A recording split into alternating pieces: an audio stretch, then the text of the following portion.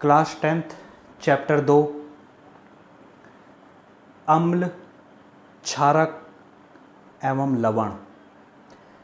अम्ल को अंग्रेजी में कहते हैं एसिड्स और क्षारक जो होता है उसे कहते हैं बेसिक्स और लवण को कहते हैं साल्ट। तो अम्लों और क्षारकों के बारे में हम पढ़ेंगे। तो अम्ल क्या होते हैं? अम्ल जैसे कुछ खाने जो खट्टे पदार्थ होते हैं, खाने में जो खट्टे होते हैं, जैसे कि कुछ फल होते हैं तो वो खट्टे क्यों होते हैं? अम्लों के कारण। इसी तरह से जो क्षारक युक्त खाद्य पदार्थ होते हैं तो वो कैसे होते हैं? कड़वे होते हैं। जैसे कि करेला हो गया तो वो क्या है? उसमें क्षारक होने के कारण वो कड़वा है। तो अम्लों के क्या गुण होते हैं वो देखते हैं हम पहले। तो एक अम्ल है, अम्ल में एक तो वो खट्टे होते हैं, ठीक है। दूसरा उसमें क्या होता है? एच आयन होते हैं, ठीक है। एच आयन उसमें ज़्यादा होते हैं, ज़्यादा मात्रा में होते हैं, ठीक है, ओ एच आयनों की तुलना में, ठीक है। तो ये उसका एक गुण हो गया। दूसरा जो अम्ल जो होते हैं वो नीले लिटमस को लाल करते हैं, ठीक है। नीले लिटमस पेपर को लाल रंग का कर देते हैं, ठीक है। तो ये अम्ल के कुछ बेसिक्स, ठीक है, कुछ आधारभूत गुण हैं, ठीक है। इसके बाद क्या है? क्षारक है। क्षारक के गुण क्या हैं? ये कड़वे होते हैं, इनमें OH आयन ज़्यादा संख्या में होते हैं, या यूं कह सकते हैं कि H आयन बहुत कम होते हैं, ठीक है। और ये लाल लिटमस को क्या है? नीला कर देता है। अब लिटमस क्या होता है इसको हम आगे पढ़ेंगे। अम्ल क्षार के बाद जो है आता है सूचक, ठीक है। ये पॉइंट 1 था। पॉइंट 2 में आता है सूचक। सूचक यानी कि अंग्रेजी में कहेंगे इंडिकेटर, ठीक है। तो इंडिकेटर क्या होते हैं? ये वो पदार्थ होते हैं जो हमें बताते हैं कि कोई सॉल्यूशन है, कोई विलयन है, वो अम्ल है या क्षारक है, ठीक है। तो ऐसे पदार्थों को क्या कहा जाता है? सूचक कहा जाता है। अब सूचक जो होते हैं उनकी कुछ कैटेगरीज होती हैं। तो सबसे पहले सूचक बताते कैसे हैं कि कोई सॉल्यूशन है वो अम्ल है या क्षारक है? तो ये कैसे बताते हैं? ये 2 तरीक़ों से वो बता सकते हैं। या तो गंध से, गंध यानी कि वो अगर हम उसे किसी सॉल्यूशन में डालेंगे, डाल के फिर देखेंगे तो उसका क्या है? उसकी गंध में जो है परिवर्तन आ जाएगा, ठीक है। एक तो ये तरीका होता है। दूसरा तरीका क्या है? दूसरे किस तरीके से वो बताते हैं कि ये अम्ल है कि क्षारक है? रंग परिवर्तन द्वारा, ठीक है। तो एक हो गया गंध परिवर्तन और दूसरा हो गया रंग परिवर्तन, ठीक है। तो रंग वो बदल देते हैं, ठीक है। तो इस पे आधारित जो होते हैं, कुछ रंगों पे आधारित रंग बदल के जो बताते हैं वो एक होते हैं प्राकृतिक सूचक होते हैं, है ना। रंग सूचक कह सकते हैं उन्हें। तो इसमें एक आता है, इसमें एक उदाहरण है हल्दी का। हल्दी का बहुत अच्छा उदाहरण है। हल्दी किस रंग की होती है? पीले रंग की होती है, ठीक है। पीले रंग की होती है। हल्दी को जब हम किसी अम्लीय विलयन में हम डालते हैं या किसी अम्ल में डालते हैं हम, तो वो पीले से जो है लाल हो जाता है, ठीक है। पीले से वो लाल हो जाता है। किसमें? अम्लीय विलयन में, ठीक है। तो इससे हमें पता चल जाता है कि वो विलयन क्या है? अम्लीय है। अगर वो लाल नहीं होता है तो इसका मतलब क्या है? वो अगर पीला का पीला रहता है तो इसका मतलब वो क्षारीय है, ठीक है, क्षारकीय है। तो ये हो गया प्राकृतिक रंग सूचक। इसमें एक और आता है प्राकृतिक रंग सूचक में, उसे कहते हैं हम लिटमस। लिटमस या तो सॉल्यूशन होता है या तो फिर लिटमस पेपर होता है, ठीक है। तो लिटमस जो पेपर होता है, ये लिटमस सॉल्यूशन जो होता है एक थैलोफाइटा समूह के एक लाइचैन नाम के एक पौधे से बनाया जाता है, उससे निकाला जाता है। और ये इससे ये कैसे बताता है, रंग से बताता है, ठीक है। ये क्या करता है, ये वैसे नीले रंग का होता है, ठीक है, नीले रंग का होता है।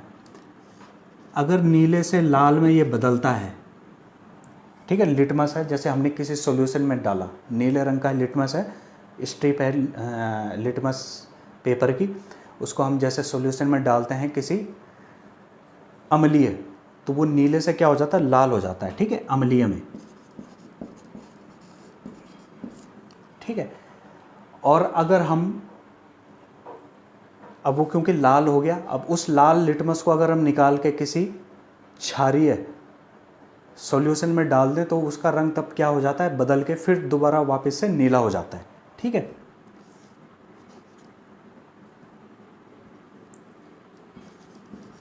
ठीक है, तो ये चित्र जो है उसे याद रखना है, ठीक है। नीले से लाल कब होगा, जब अम्लीय सॉल्यूशन होगा, और लाल से क्षारीय कब होगा लिटमस पेपर, जब वो सॉल्यूशन क्षारीय होगा, ठीक है। अगर हम नीले लिटमस को, तो इस तरह से जो है लिटमस पेपर हमें बताते हैं कि ये कोई सॉल्यूशन है, वो अम्लीय है या क्षारीय है। अगर हम रेड स्ट्रिप को जो है अगर हम अम्ल में डुबाएंगे तो तब क्या होगा, तो क्योंकि वो लाल रंग की है तो अम्ल में जाके क्योंकि लाल रंग ही होता है तो उसमें कोई चेंज नहीं आएगा, तो इससे भी हम समझ सकते हैं कि वो क्या है, सॉल्यूशन अम्लीय है। इसी तरह से अगर हम ब्लू स्ट्रिप है, उसे अगर हम क्या है किसी क्षारक में अगर हम डालेंगे तो वो भी अपना क्या है, कलर चेंज नहीं करेगा, ठीक है। तो ये चीज़ ध्यान रखना, इससे भी हमें पता चल जाता है, चाहे हम रेड स्ट्रिप लें या चाहे हम ब्लू स्ट्रिप लें, दोनों में से किसी भी स्ट्रिप से हमें पता चल जाता है कि कोई सॉल्यूशन क्षारकीय है या अम्लीय है। अब इसके बाद आगे चलते हैं, आगे इसमें ये आते हैं सिंथेटिक इंडिकेटर। सिंथेटिक इंडिकेटर क्या होते हैं, सिंथेटिक इंडिकेटर्स उन्हें कहते हैं जो जिन्हें लैब में बनाया जाता है, लेबोरेटरीज़ में बनाया जाता है, केमिकल्स होते हैं, ये प्राकृतिक नहीं होते हैं। तो इनमें से एक एग्जांपल इसका है मिथाइल ऑरेंज, ठीक है। तो ये एसिड में जो होता है, एसिड में ये लाल रंग का हो जाता है, ठीक है, और बेसिक में जो होता है ये पीले रंग का हो जाता है, ठीक है। इसका दूसरा उदाहरण है फिनोफ्थलीन। फिनोफ्थलीन में क्या होता है, अगर एसिड में हम डालेंगे या एसिड उसमें डालेंगे या एसिड में डालेंगे हम, तो वो चेंज नहीं होगा, कलर उसका चेंज नहीं होगा, ठीक है, कलर उसका चेंज नहीं होगा, कलरलेस रहेगा। और अगर बेसिक में हम डालेंगे तो वो थोड़ा गुलाबी या वायलेट, ठीक है, बैंगनी रंग का वो हो जाता है।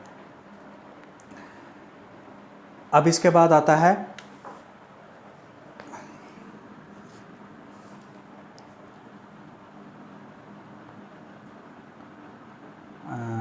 अल्फा फैक्ट्री बोल सकते हैं ना, या ऑर्डर इंडिकेटर्स, ठीक है, इंडिकेटर्स।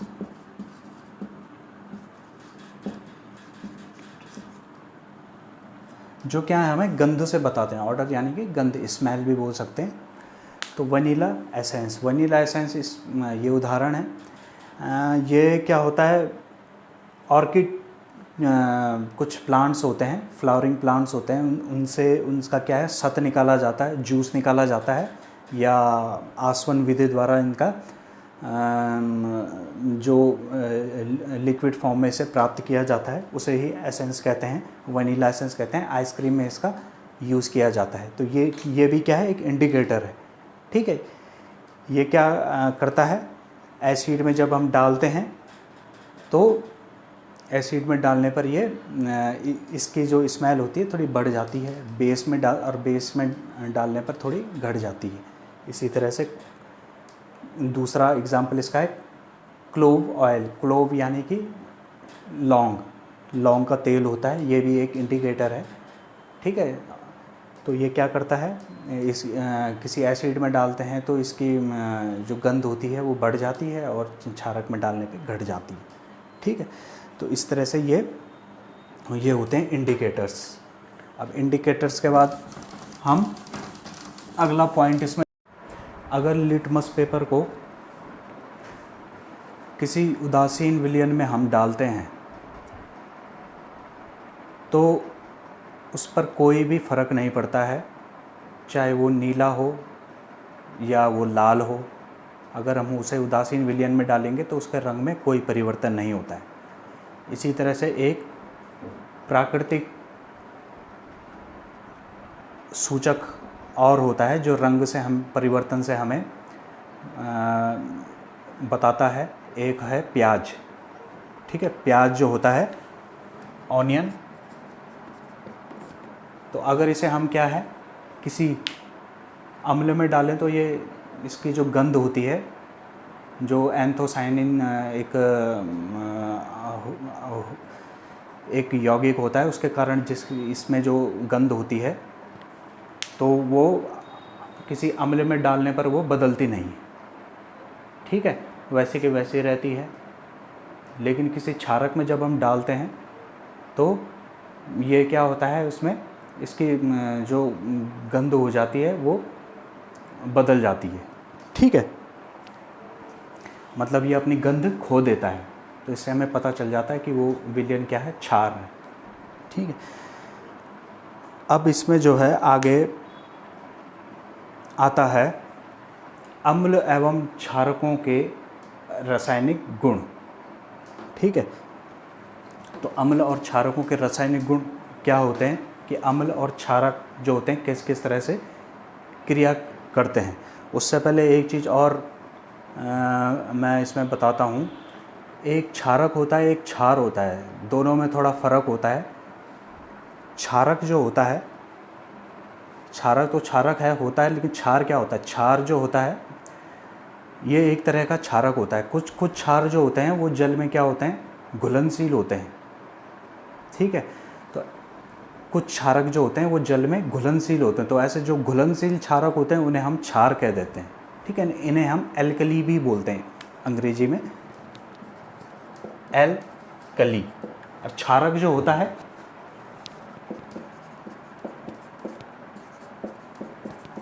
उसे हम कहते हैं बेसिक या बेस। वैसे बेस जो है एल्कली को कहेंगे, एल्कली को हम बेस भी कहेंगे, ठीक है। और क्षारक